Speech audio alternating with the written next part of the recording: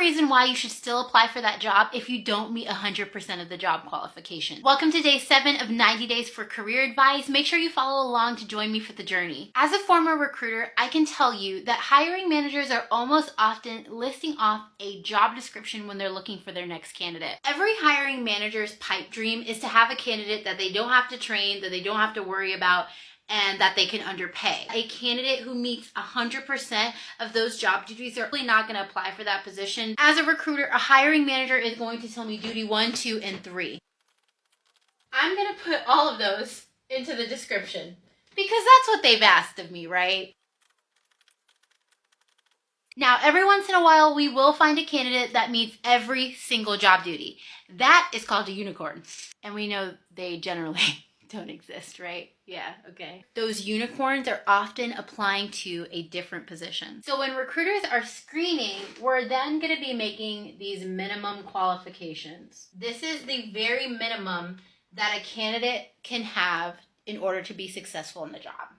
So we are going to then line up a stack of candidates who meet these minimum qualifications and have as many of these position duties or description qualifications as we can, right?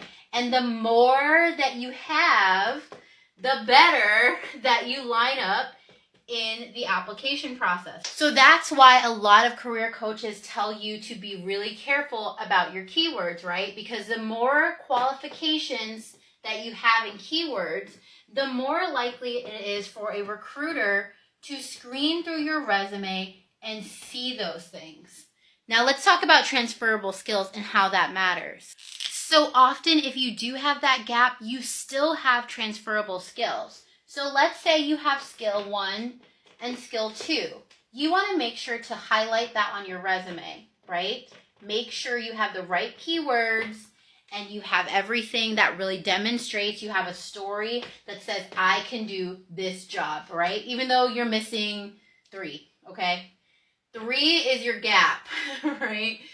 Everyone, no matter who they are, what they do, what their job title is, they are going to have a gap. There are very few unicorns out here in the job market, even with layoffs, okay?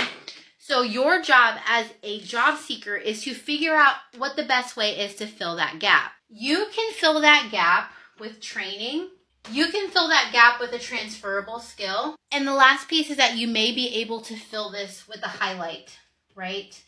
So it's something in these other areas that really makes you awesome. So if you are going through a job search right now and you feel like you have a lot of gaps, you don't feel like you meet 100%